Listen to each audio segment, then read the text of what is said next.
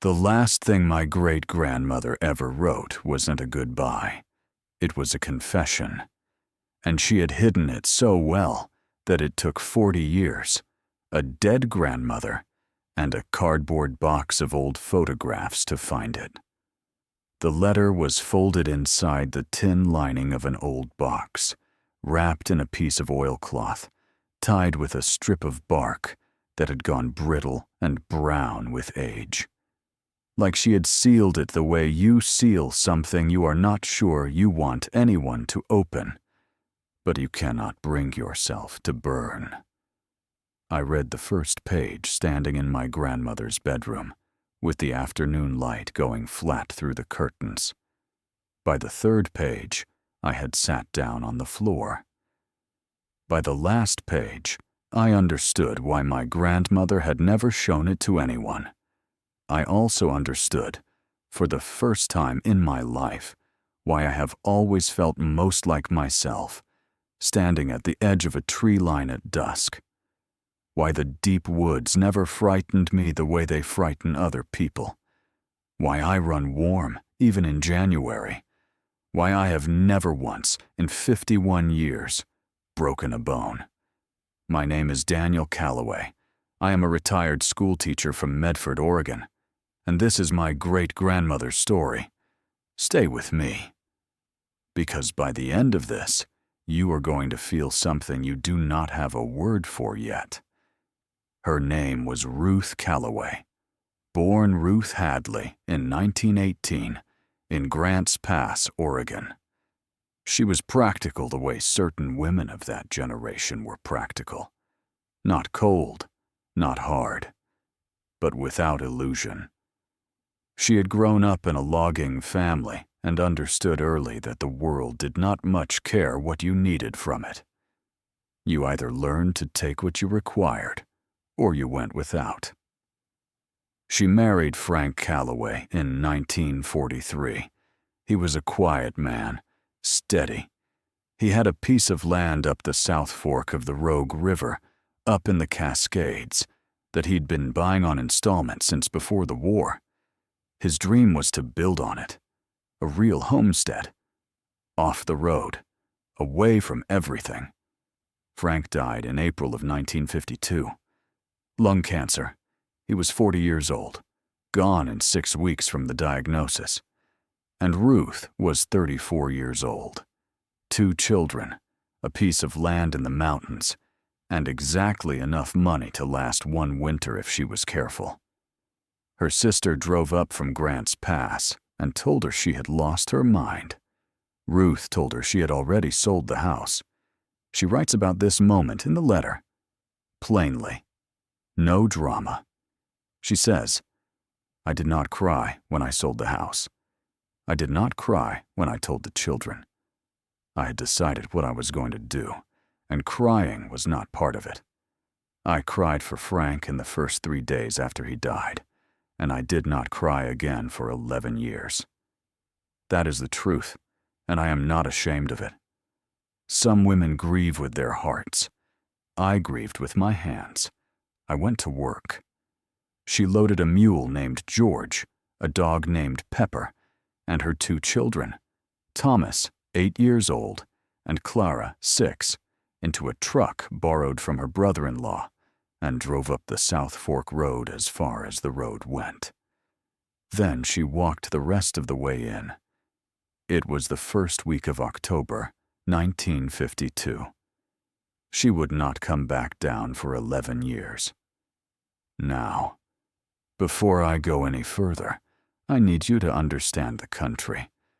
Because if you picture the wrong kind of forest, nothing I am about to tell you will feel right. The South Fork of the Rogue is not a gentle place. It is not the kind of forest you see in paintings, with the light coming down golden through the canopy and the moss soft under your feet. It is old growth. Douglas fir so tall that the tops disappear into the clouds for 8 months of the year. The understory so dense that midday looks like dusk, and dusk looks like nothing at all. The ridge above the Callaway claim climbed to just under 6,000 feet. Above that, the rock came out bare and gray, and in winter it went white and stayed white until June. The river ran so cold in August that it hurt to put your hands in it. In February, it did not run at all. It sat under 4 feet of ice and made no sound. And the silence up there, Ruth writes about this more than once. The silence had a quality she had never encountered before, not just the absence of noise, something more deliberate than that, like the mountain was holding its breath. She writes, "There is a silence in high timber that is different from any other silence I have known. It is not empty. It is full of something you cannot name. And once it gets inside you, it does not leave when you go back down. You carry it, like a stone in your chest." Frank felt it too. That was part of why he loved it so much, because he was a quiet man, and that country was quieter than he was, and it was the only place he ever felt small in a way that did not bother him. That is where Ruth Callaway went to grieve. That is where she took her children. And that is where it found them. The cabin Frank had started was 4 walls, a roof, a floor, and nothing else. No windows, no chinking in the walls. 1 stove that worked and 1 that didn't. Ruth covered the window openings with oilcloth and spent the first 2 weeks doing nothing but sealing gaps and cutting wood. Thomas worked beside her from morning until dark without being asked. Clara kept the stove fed and cooked what there was to cook and did not complain about any of it. They were a capable family. That matters, because what I am about to tell you was not experienced by frightened people. It was not experienced by people who broke easily. What happened to Ruth Callaway happened to a woman who had already decided she wasn't going to be afraid of anything the mountain could throw at her. She was wrong about that eventually, but it took a while. The first sign came in November. Ruth had set a snare line along the creek, about a 1/4 mile from the cabin, rabbit and grouse mostly. She checked it every other morning before the children were awake. One morning she came back from the creek and stopped at the edge of the yard. Something had walked through the night before. The snow in the yard was trampled near the woodpile, not like a deer, not like a bear coming down for the scraps she had thrown out. Something had walked upright. She could see where it had stood, a single set of prints facing the cabin. She looked at those prints for a long time. Then she went inside and made breakfast and did not say anything. She writes about that moment this way: "I stood over those tracks, and I counted to 10, and I thought about what I knew and what I did not know. What I knew was that something large had been standing near my woodpile in the middle of the night, looking at my cabin. What I did not know was what it was. I decided to wait for more information before I decided how I felt about it." Frank always said I was the least dramatic person he had ever met. He did not always mean it kindly. But that morning, standing over those tracks in the snow, I was grateful for it. Pepper had been different for 2 days before that morning. Ruth notes this. She is careful about it. She does not want to be the kind of person who reads too much into a dog's behavior. But she is honest. The dog had been sitting at the cabin door at night. Not scratching, not whining, just sitting there with her ears up and her eyes on the door, and a sound so low in her throat that Ruth could only hear it if the stove had died down and the cabin was quiet. She had assumed it was a coyote in the timber. She was not sure about that anymore. Through November and into December, Ruth heard things she could not account for. Footsteps in the snow outside. Not always, not every night, but regular enough that she began to expect them. They would come sometime between midnight and 3 in the morning. A slow, heavy rhythm, not hurried. Like something walking at its own pace, with no particular concern about who might hear it. She would lie in the dark and listen. She would put her hand on the rifle that leaned against the wall beside the bed. And then the sound would stop. And then there would be nothing. She writes, the stoppin' was almost worse than the sound.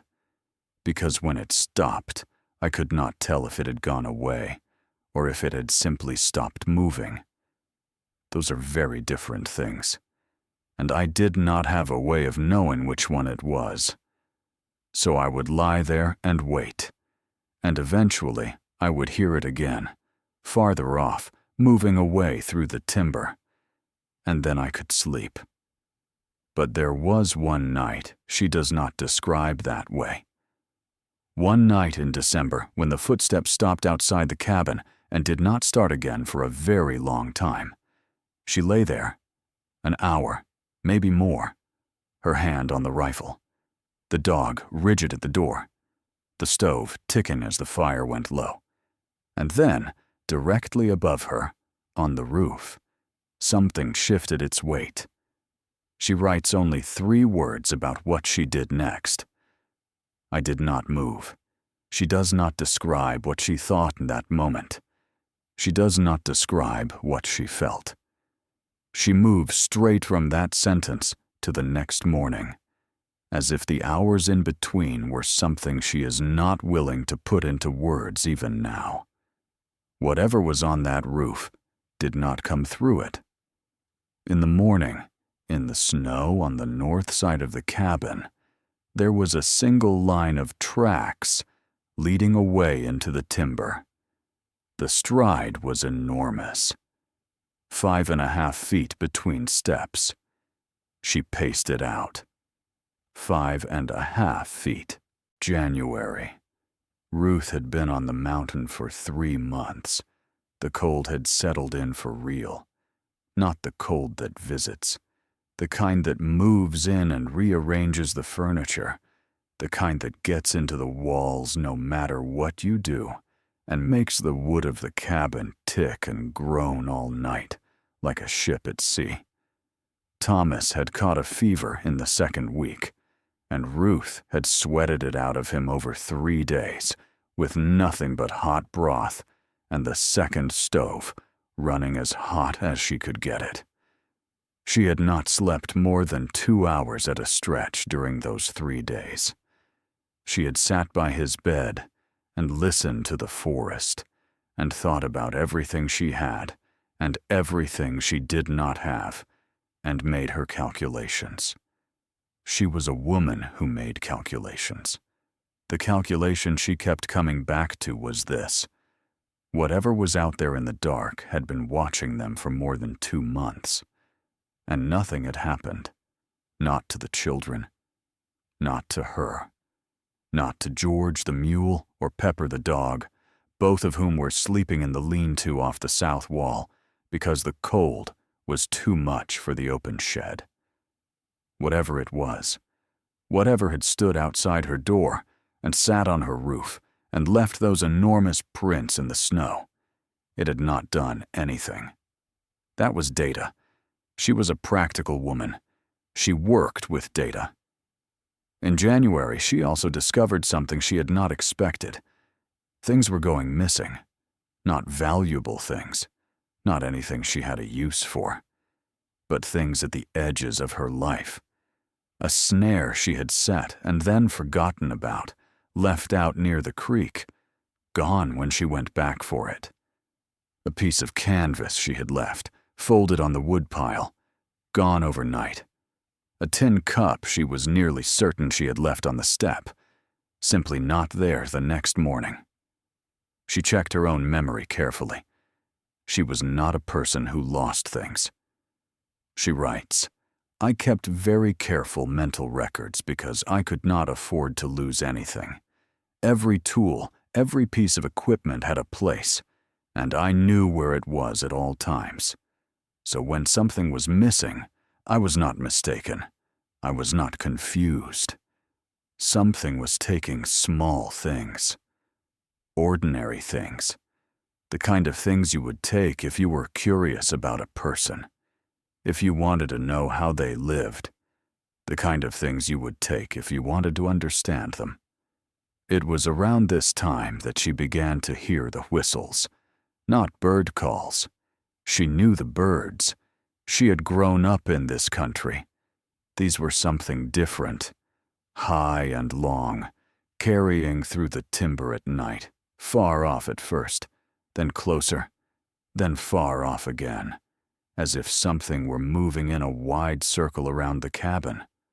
One night in late January, there were 2 of them, calling back and forth. She lay in the dark and listened to them talk to each other, and she felt something she had not expected to feel. Not fear. Something closer to sorrow, like listening to a conversation in a language you cannot understand, spoken by people who do not know you are there. She writes, "I do not know what they were saying. I do not know if saying is even the right word. But there was a rhythm to it, a back and forth, a quality like thought, like something being considered and answered and considered again." I listened for a long time, and when they stopped, the silence was different than before, fuller somehow, like the end of a conversation, not the absence of one. February. Ruth made a decision. She does not explain it at length. She does not build toward it, or justify it, or look back at it with regret.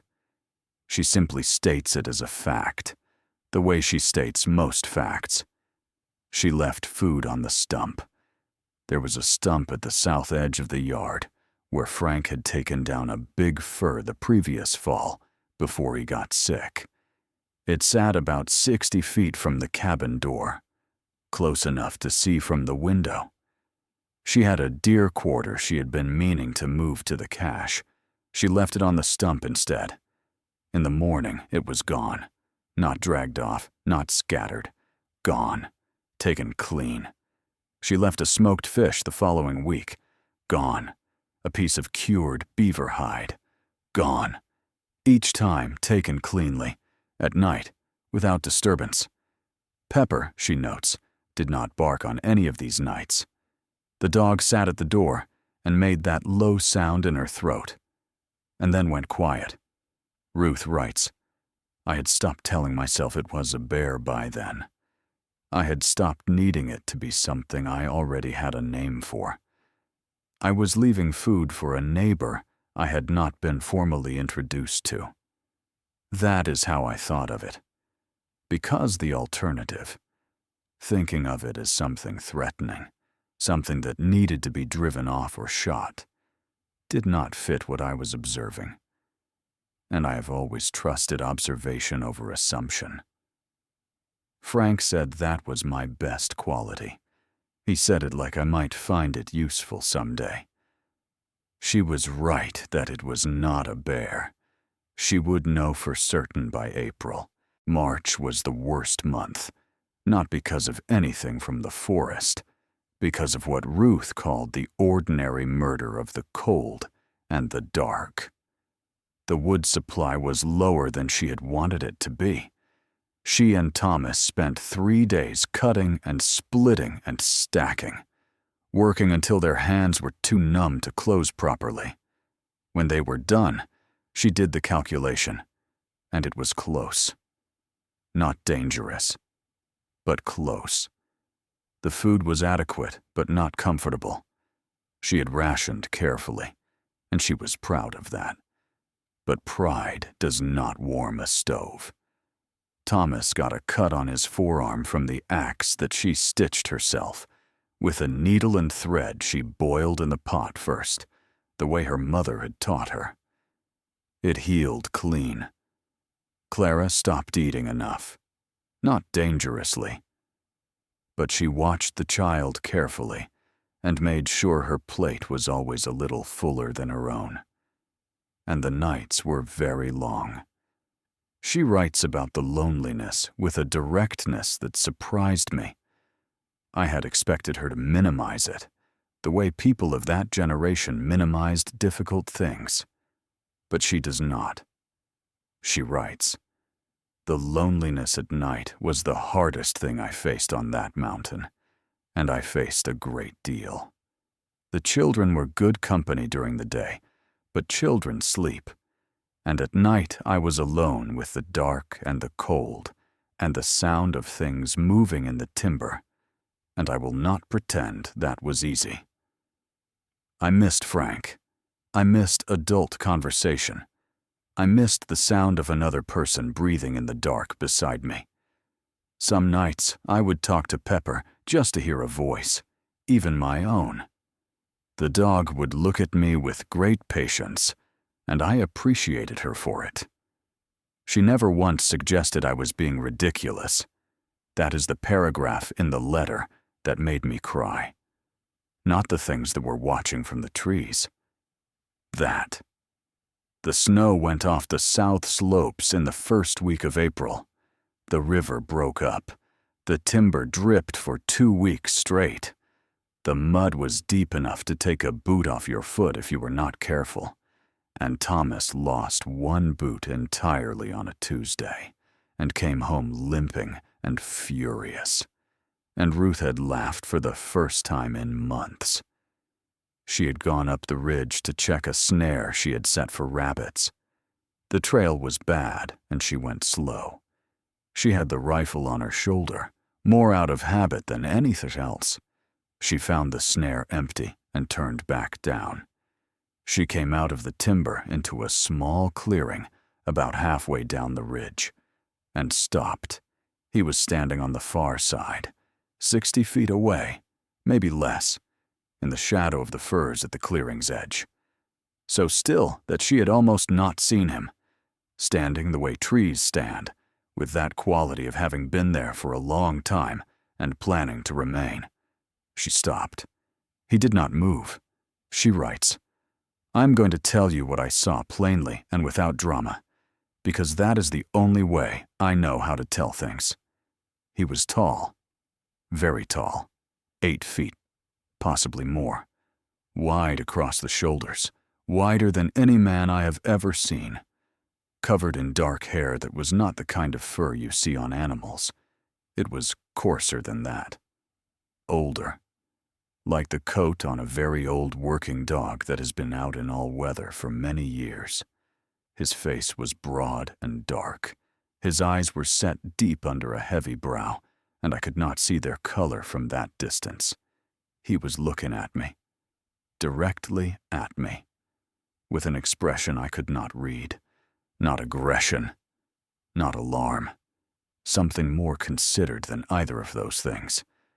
Something that I can only describe as assessment. He was deciding something, and he was taking his time about it. She stood in the clearing. He stood at the tree line. Neither of them moved, for what she estimates was between 2 and 3 minutes. Then he turned and walked back into the timber. Not fast, not panicked, not the way an animal bolts, the way a man walks when the meeting is over and he has somewhere else to be, and is not worried about what is behind him. She writes, "I stood in that clearing until my legs began to shake, not from fear, or not only from fear, from the sustained effort of standing very still for a very long time, while every nerve in my body argued against it. When he was gone, I sat down in the mud and the wet snow, and I put my face in my hands, and I stayed there for a while. I could not have told you how long. When I stood up, I felt different than I had before, like something that had been uncertain was now less so. Like I had finally shaken hands with something I had been living next door to all winter." She went home. She made supper. She did not tell the children. Not yet. What came after April did not happen quickly. I want to be clear about that. Because I think there is a version of this story where the relationship that developed is made to seem simple, or fast, or inevitable. It was none of those things. It was slow and uncertain and full of long pauses. And Ruth describes it with a patience that must have been difficult to maintain in the living of it. He started appearing at the tree line in daylight, first at distance, the far edge of the clearing, 200 feet or more, just standing, watching her work. She would look up and he would be there, and she would look back down at what she was doing, and when she looked up again, he might still be there, or he might not. She did not look up too often. She understood, without being told, that the looking was a kind of pressure, and she did not want to apply pressure. She writes, "I treated it the way I would treat any new relationship with any person I did not know well. I gave it space. I did not stare. I did not make sudden movements. I went about my work and I let him go about his. And I let the proximity be enough for as long as it needed to be enough. Frank always said I had more patience than was natural in a person. He meant it as a compliment by then. She kept leaving things on the stump. He kept taking them. And then, in May, something changed. She came out one morning to find fish hung on the fence post, cleaned and ready. 3 cutthroat trout, cleaned more neatly than she could have done herself, hung by their gills on the top rail of the fence. She hadn't put them there. She stood looking at them for a long moment. Then she took them inside and fried them in the pan and fed them to her children, and did not say anything about where they had come from. The gifts, that is what she calls them, and she uses the word carefully, noting that she is not sure it is quite right, but that it is the closest word she has. The gifts became regular over the summer. Fish, always cleaned. Firewood, cut and stacked against the south wall in quantities that would have taken her and Thomas a full day to produce, appeared overnight, twice. A bundle of herbs she did not recognize, tied with a strip of bark, left on the cabin step, which she dried and kept for years without using because she didn't know what they were for, but could not bring herself to throw them away. And once, in July, a single thing that she writes about with more care than anything else in those summer months. She had gone up the ridge in the morning and come back to find a stone on the step, a piece of dark volcanic rock, smooth and flat about the size of her palm. It had been placed in the exact center of the step, not set down carelessly. Placed. She picked it up. It was still warm. She carried it inside and set it on the shelf above the stove, and it was there when she left the mountain 11 years later. She wrapped it in the piece of oilcloth, and it was in the tin box with the letter when we found them. I have it on my desk as I write this. I have never been able to explain why it still feels warm when I pick it up. I am not going to try. Thomas saw him first. It was a July afternoon. Ruth was working the kitchen garden on the south side of the cabin. Thomas came around the corner and stopped and said without urgency, "Mama, there is a man in the trees." Ruth looked up. He was there, at the near tree line, closer than he had ever come in daylight. 100 feet, perhaps less. She said, "I know." Thomas said, "Is he our neighbor?" She said, "Something like that." "Go back to what you were doing." Thomas looked at the tree line for another moment. Then he shrugged and went back to what he was doing. She writes about this with something that might be amusement. Children, she says, are not born afraid of the things they are later taught to fear. Thomas was 8 years old. He had been raised in this country, and a large thing standing in the trees was simply a thing that was happening. He filed it away and moved on. Clara was different. Clara saw him a week later and said nothing at all. She stood in the yard and looked at the tree line with those serious gray eyes of hers. And then she looked at her mother, and then she looked back at the tree line, and then she went inside.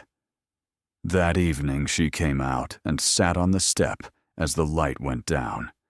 Ruth watched from the window. He was there, at the tree line, barely visible in the long shadows. And Clara sat on the step and looked at him, and he stood in the trees and looked at her, and neither of them moved for a long time, until the dark came up and took the timber, and there was nothing to see. Ruth writes, I have thought about that evening many times in the years since. A 6-year-old child and something ancient, sittin' in the last light looking at each other. I do not know what passed between them. I do not know if passing is the right word. But Clara was never afraid of the timber after that night. Not once in all the years we were up there. The dark in those trees was the same dark to her as any other room. I always believed it was because of that evening, because of whatever she understood that I had not been able to tell her. That summer, Clara began leaving the things of her own on the stump, drawings, made with a piece of charcoal on the back of old flour sacking. Drawings of the cabin, the mountain, the river. Drawings of Pepper the dog. Drawings of George the mule. Drawings of her mother and her brother. They were gone in the morning, every time. Ruth does not editorialize about this. She simply records it, the way she records the price of flour or the depth of the snowpack, as a fact worth noting. But then she adds one line that I have read dozens of times and cannot fully absorb. She writes, I found one of Clara's drawings once, pinned under the stone on the stump as if left in return. It wasn't one of hers. The charcoal was different. Darker, applied with more pressure, as if by a very large hand. It showed the cabin from the outside, from a perspective somewhere above and to the south, looking down at the roof and the yard and the small figures in it. 3 figures, a woman and 2 children, and the proportions were accurate. She knew us well enough to draw us correctly. I brought it inside and I have kept it with this letter. You will find it if you look carefully. We looked.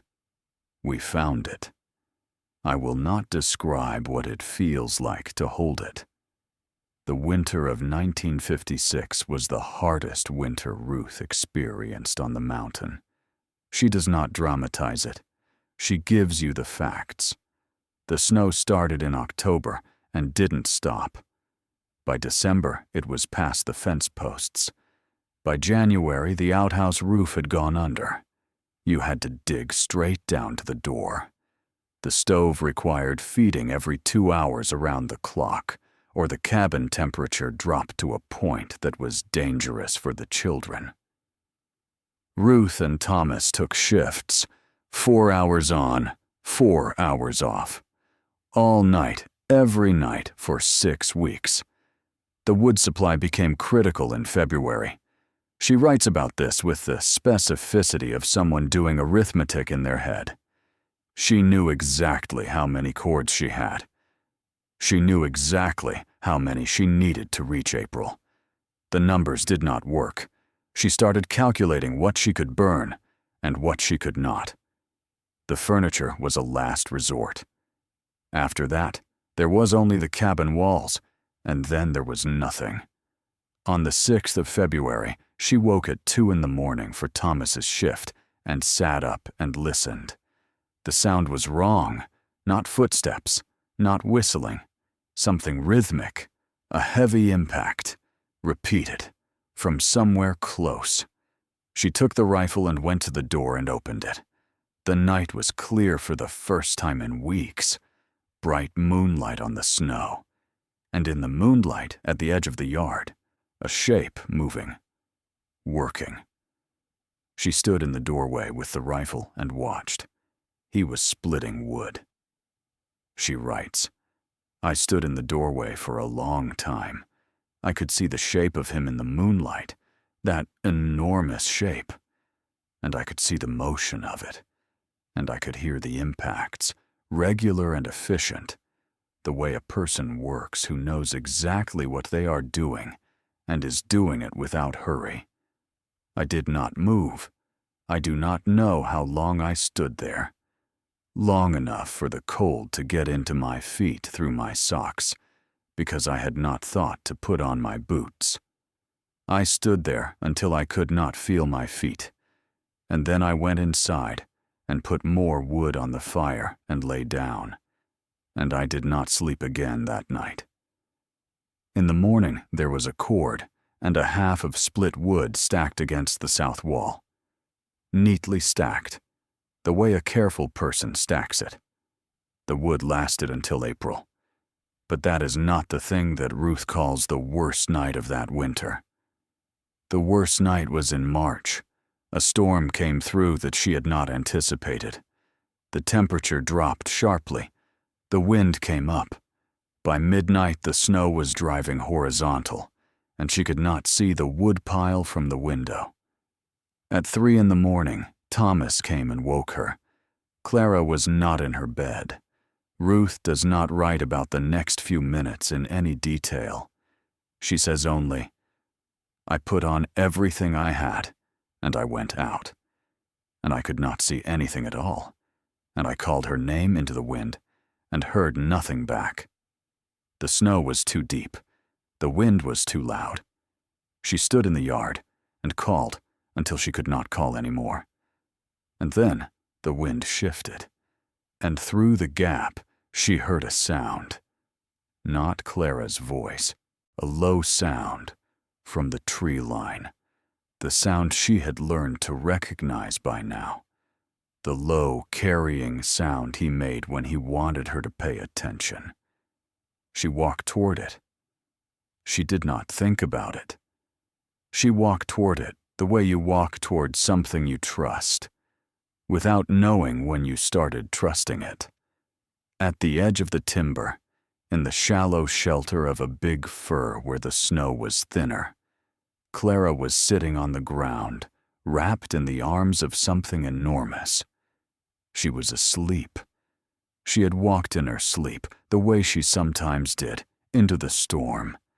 And she was asleep, and she was warm, and she was entirely safe. She did not wake up when Ruth picked her up and carried her inside.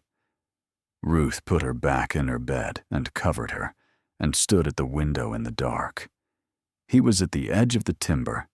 She could barely see him. She raised her hand. He stood there for another moment. Then he turned and went back into the dark. She writes only this: "That was the night I stopped thinking about what he was and started thinking about who." There are things in the letter that Ruth writes around. Not dishonestly. She is not a dishonest person. But there are places where she says she is going to write plainly, and then she does not write as plainly as she has elsewhere. She chooses words that leave space. She writes the shape of something without writing the thing itself. I am not going to pretend otherwise. I am also not going to pretend that I misread what she was writing around. She says this: "We were together for 8 years. I will not explain what I mean by that. Anyone reading this will understand it. Anyone who does not understand it does not need to. I have read that sentence many times. I understand it. I will move forward. What I will say is this. Ruth describes a companionship that built over years in the same way all real companionships build. Slowly, through accumulated small moments, through learning the habits of another person, their rhythms, their moods, the things that please them and the things that do not. Through trust earned over time that could not be hurried. She writes about the way he communicated, not with words, but with gesture, with presence, with a quality of attention that she found more legible over time than language. She says, "He was the most present being I have ever been near. When he was there, he was entirely there. Not half somewhere else the way people are half somewhere else most of the time." And that quality of attention, of being fully regarded, is something I had not known I needed until I had it, and have not had it since.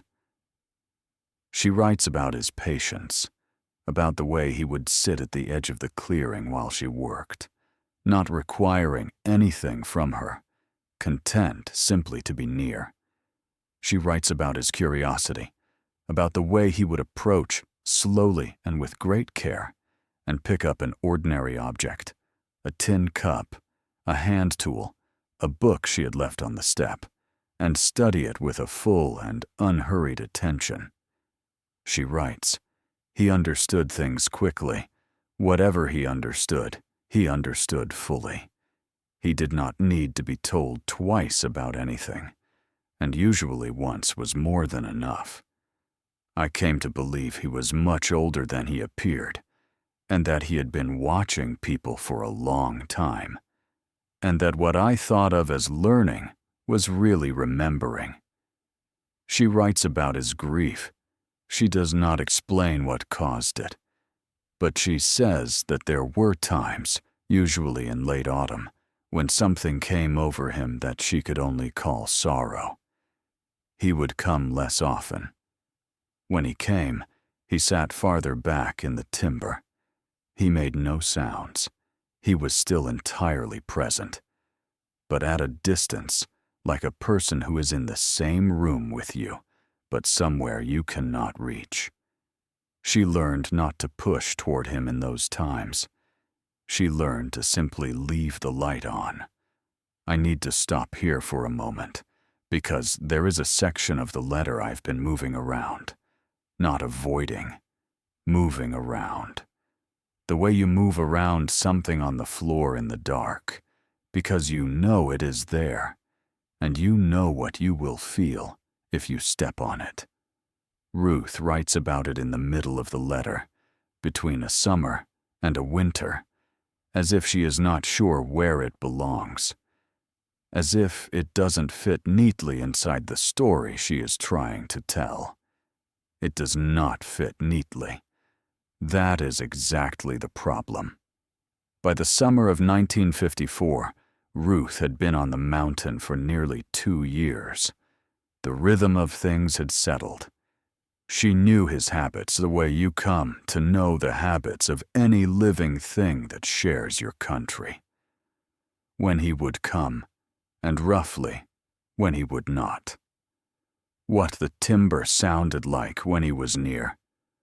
What the silence sounded like when he was not.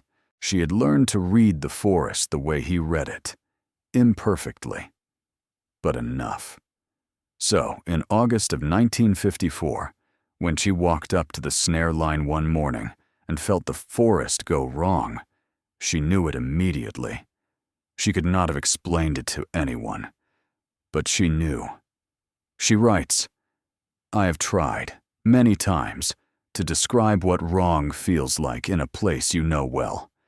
The best I can do is this. The timber I walked through every other morning for 2 years had a quality to it that was as familiar to me as the inside of my own cabin. I knew where the light fell in the morning. I knew which trees the squirrels used and which they did not. I knew the sound the creek made around the big rock at the bend. When something was different, I felt it the way you feel a change in air pressure before a storm. Not a thought. A physical thing. And that morning in August, something was different. The snares were untouched. Not empty. Untouched. The sets she had made 2 days before had not been approached. No tracks around them. No rabbit sign. As if every small animal in a wide radius had simply gone somewhere else. She stood in the timber and listened. The birds were wrong, too. Not silent. That would have been easier to name. They were off rhythm, calling at the wrong intervals. The way birds call when something large is moving through the understory, and they are tracking it by sound. She looked at the ground and saw the print. It was not his print. She knew his tracks by then as well as she knew her own.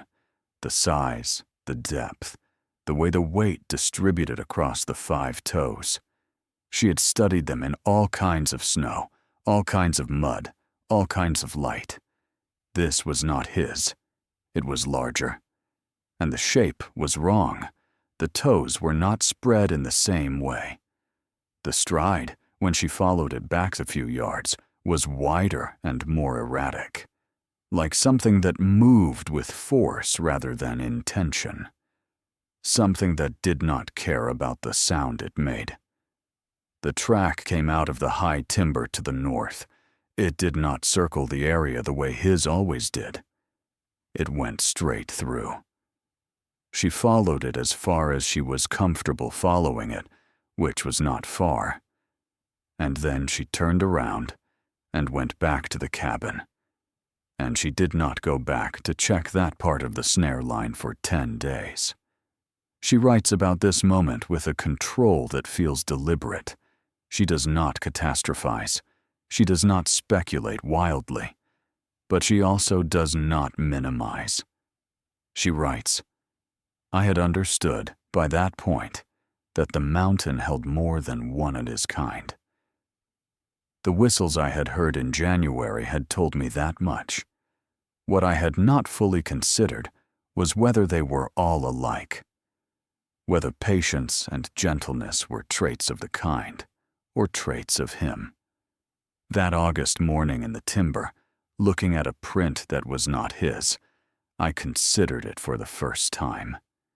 And I did not find the consideration comfortable. She did not tell the children about the print. But she changed things. She started bringing the children inside before dark. No more sitting on the step after supper. She did not explain why. She simply told them it was time to come in. And because they were children who had been raised to do what she said, without a lengthy explanation, they came in. She moved the rifle from the wall beside the bed to a hook above the door. She started sleeping lighter, and she watched the stump. For 3 weeks in August and September, she did not leave anything on the stump. She watched it from the window at dusk each evening. Waiting. She did not know what she was watching for exactly. Something that was not him. Something that moved differently. Something that came from the north. Nothing came to the stump, but something came to the yard. It was a Wednesday night in late September. She is specific about the day. She woke at a little past midnight to Pepper barking. Not the low sound in the dog's throat that had become almost familiar over 2 years. Not the watchful, attentive sound the dog made when he was near. Barking. Full-throated and frantic. The sound a dog makes when something is very wrong. Ruth had the rifle off the hook before she was fully awake. She went to the window. The yard was dark. The moon was behind cloud. She could see almost nothing, but she could hear it. Something moving in the yard. Not the slow, deliberate movement she knew. Something faster. Something that knocked against the fence post, hard enough that she heard the wood crack. Something that moved around the perimeter of the cabin in a way that felt less like curiosity and more like assessment. She stood at the window with the rifle, and she did not move. Pepper was at the door, body rigid, not asking to go out, just barking. Thomas appeared in the doorway of the back room, half asleep, and she held up one hand without turning around, and he stopped and stayed where he was. He was 10 years old. He understood. And then, from the timber to the south, his side of the clearing, a sound. Ruth writes, "It was not a sound I had heard before. It was very loud, lower than the whistles, lower than anything I had heard from him. It filled the timber the way thunder fills a valley, and it went on for longer than thunder. And when it stopped, the yard was quiet. Whatever had been moving in the yard was no longer moving. The fence post had stopped shaking. Pepper went quiet so suddenly it was like a switch thrown. And then there was nothing but the dark and the cold and my own breathing against the window glass. She stood at the window for another hour. Nothing moved. In the morning, she went out and looked at the yard. The fence post was cracked. Not broken through, but cracked. And the top rail had been displaced. There were marks on it that she does not describe in detail, except to say that she stood looking at them for a long time, and then got an axe and cut that section of rail out and replaced it. She did not keep the old piece.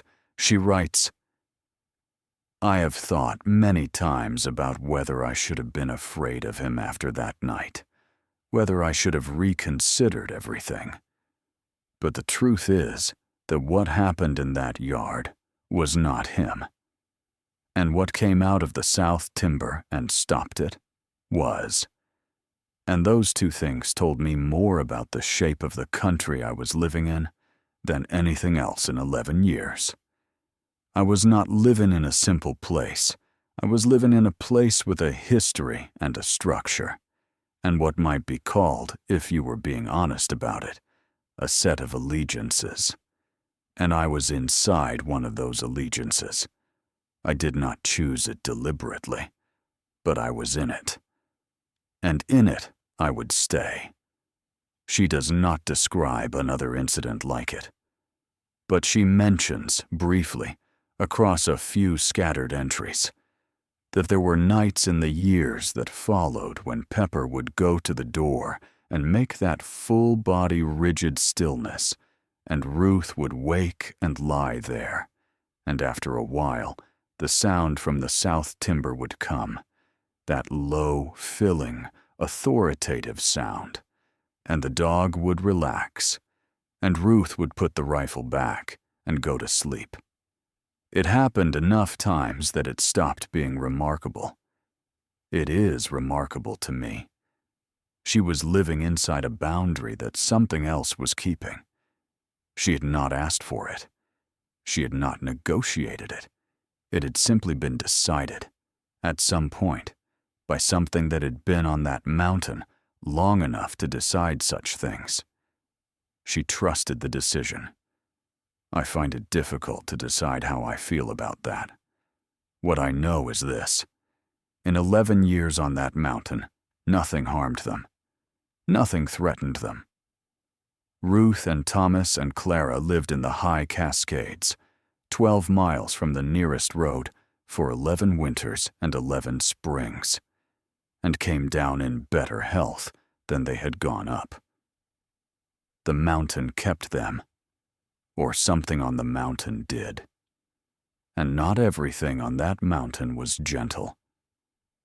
There is one more thing from this part of the letter I want to tell you before we move on. Ruth mentions, almost in passing, that in the spring of 1955, she found something on the high ridge above the claim. She had gone up to check on a set she had moved earlier that week. It was a clear morning in May. The snow was mostly gone above 4,000 feet, but for the north-facing pockets. She found the set undisturbed, but about 200 yards further up the ridge, near the rock line where the firs gave out, she found a place where the snow had been flattened in a wide circle. Something had rested there, something very large.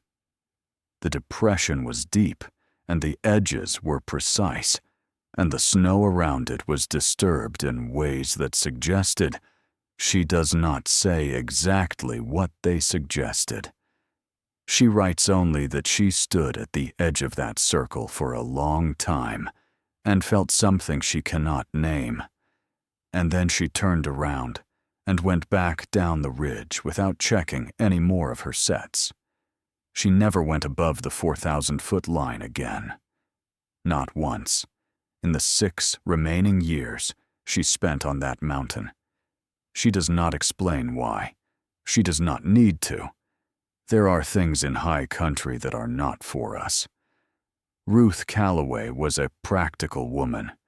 She knew the difference between the territory she was in and the territory above it. She stayed in hers. He came down to hers. That was the arrangement. Unspoken, unwritten, as clear as any agreement she had ever made. She honored it. And whatever was up in the high rock above the snow line, whatever had made that depression in the May snow, whatever had stood in her yard that September night, it honored it too. That is a version of safety. It is not the kind most people mean when they use the word. But on a mountain 12 miles from the nearest road in the Oregon Cascades in the 1950s, it was the kind that was available. And it was enough. The years on the mountain are not narrated sequentially in the letter. Ruth does not give you a year-by-year account. She gives you moments, selected carefully, the way you pack a box when you are leaving a place you love and you know you cannot take everything.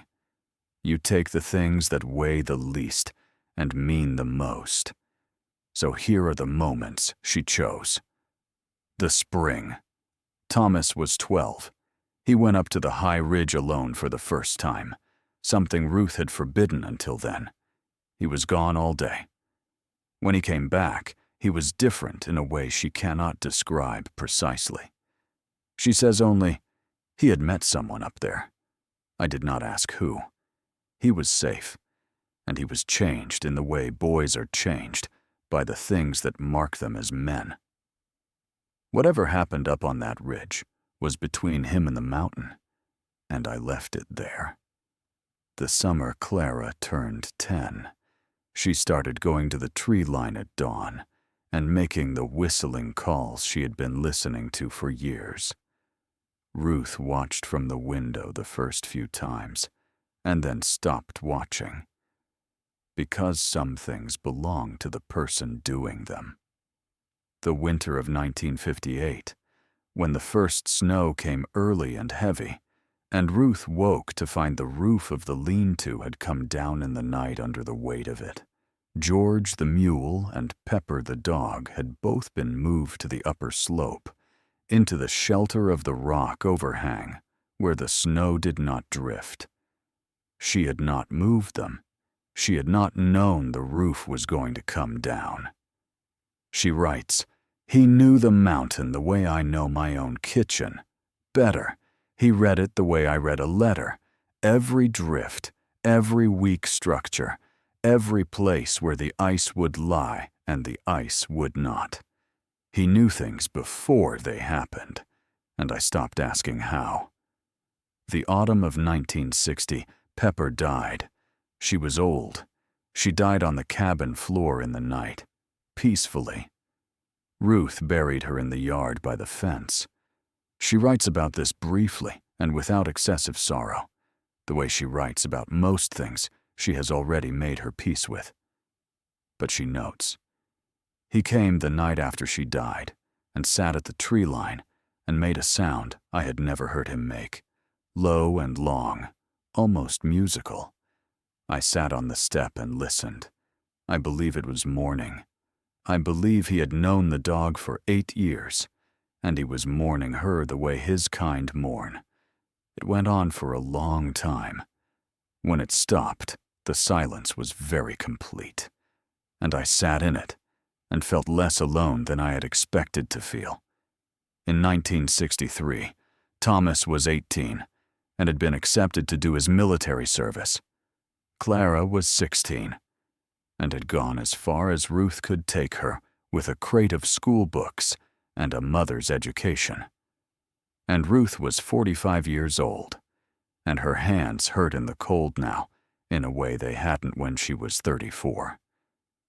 She was practical enough to do the arithmetic. She decided to go back down.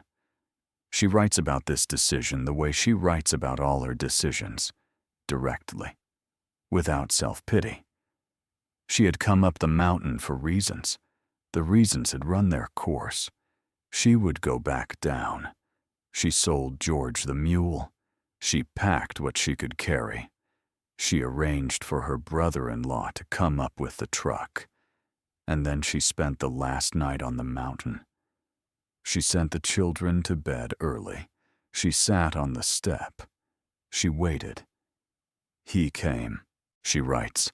The night was clear and cold, and the stars were out, and I could see him at the tree line, and I could see his breath in the cold air.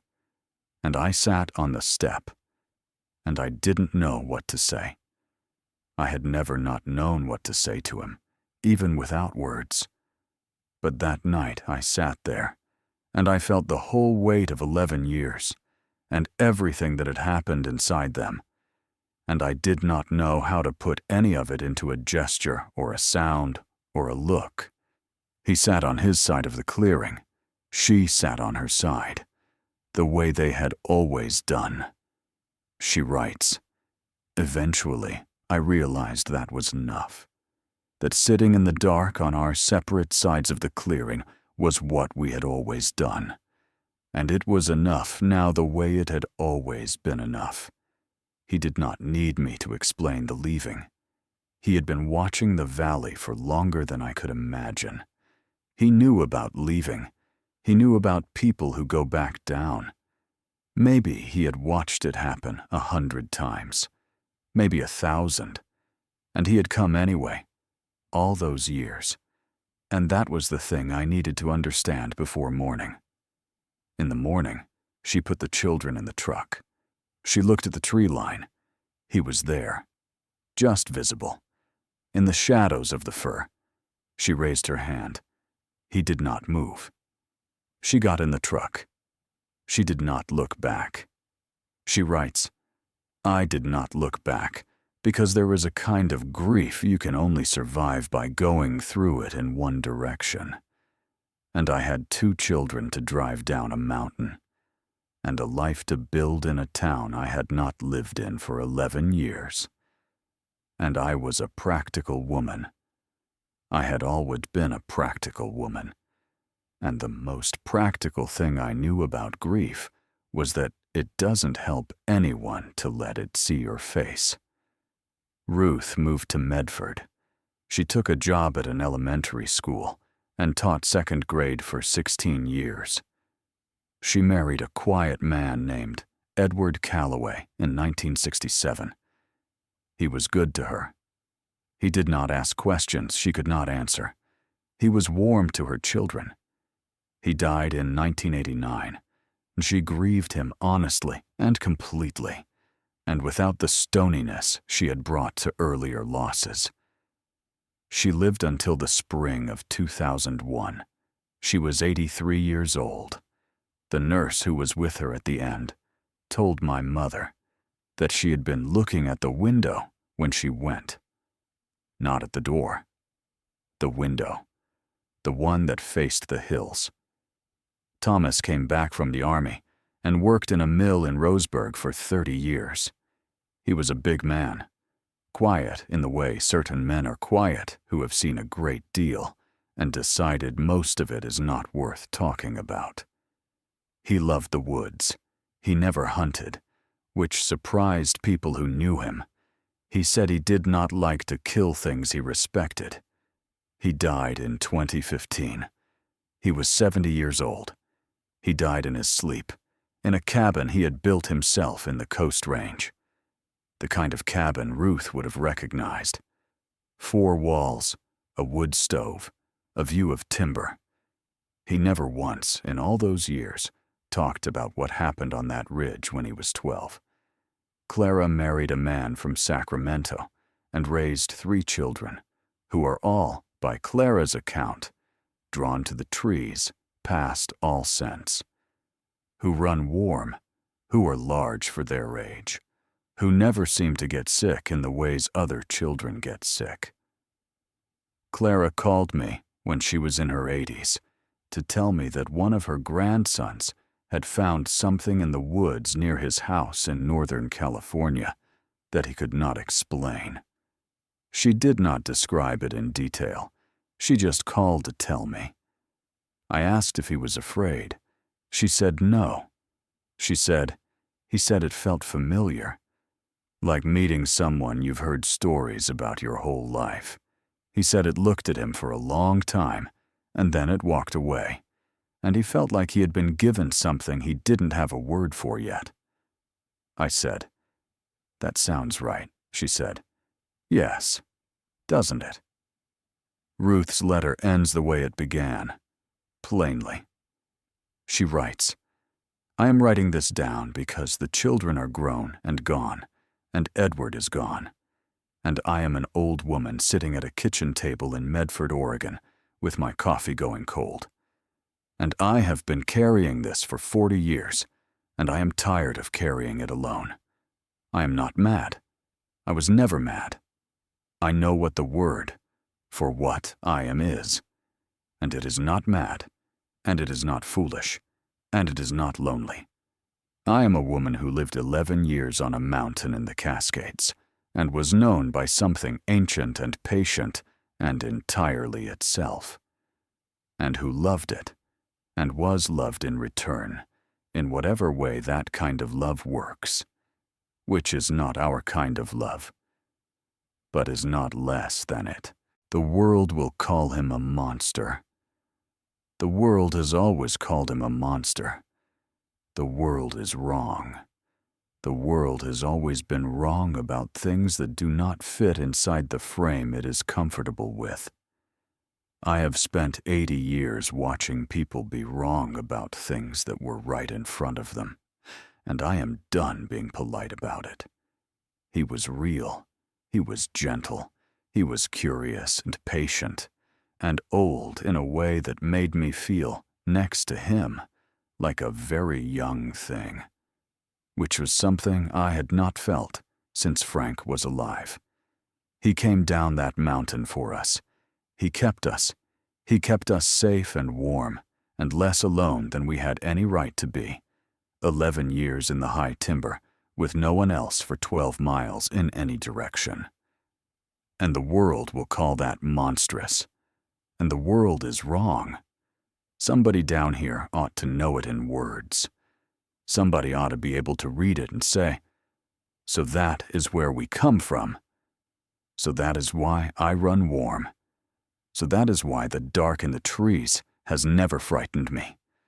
So that is why I raise my hand sometimes, at the edge of the timber, without knowing why. I am asking whoever finds this to say it, out loud, where it can be heard. That is the letter. I have driven up the South Fork 3 times since I found it, past Shady Cove and into the high country, up where the road turns to gravel and then turns to nothing, and you have to walk the rest of the way in. The cabin is gone, long gone, fallen and rotted back into the ground. But I found the clearing, or I think I did. There is a stump at the south edge, half buried in the moss now, barely there. I sat beside it in the long Oregon evening until the light was gone. And I will tell you that I felt something there that I am not going to try to turn into words, because she turned it into words better than I could. and because some things are not improved by the telling. There were photographs in the tin box. Most are ordinary. The cabin, the children, a string of trout on a pole, Ruth herself, squinting into the sun, looking exactly like what she was. A woman who worked hard and didn't waste her time being photographed. But there is one I keep on my desk. It was taken from the cabin step, looking toward the tree line at dusk. The light nearly gone. The firs a black wall against the gray sky. And at the edge of the trees, there is a shape. You could call it a shadow. You could call it a fold in the old film. You could call it a trick of the light at the end of the day. There are 2 words written on the back of it, in pencil, in a hand I recognize as Ruth's. Careful and deliberate, the way she wrote everything. 2 words. Our neighbor. I have shown that photograph to people who do not know the story. I watch them frown, turn it to the light, hand it back, and say nothing. Because the shape sits right at the line where a thing becomes a thing you have to decide about. That is where my whole family has lived for 70 years. Right at that line. She lived there on purpose. The rest of us were only born there. Up in the high Cascades, where the old growth closes over the trail and the river runs cold all year, and the ridge goes bare and white above the snow line. Something is still there, still patient, still watching the valley fill with roads and houses and people who do not know how to be quiet enough to be seen. And once in a great while, the old stories say, one of them comes down. My great-grandmother was one of the people they came down for. I do not know why her. She did not know why her.